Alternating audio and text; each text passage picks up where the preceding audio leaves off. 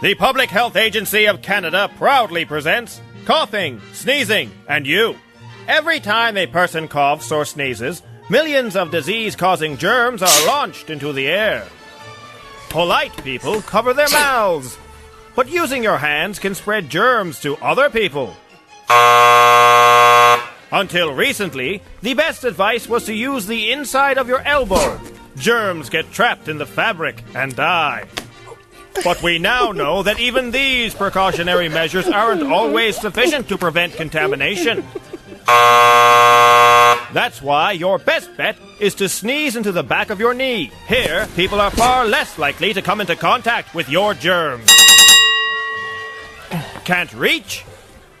Then use the back of someone else's knee. They'll be glad you did.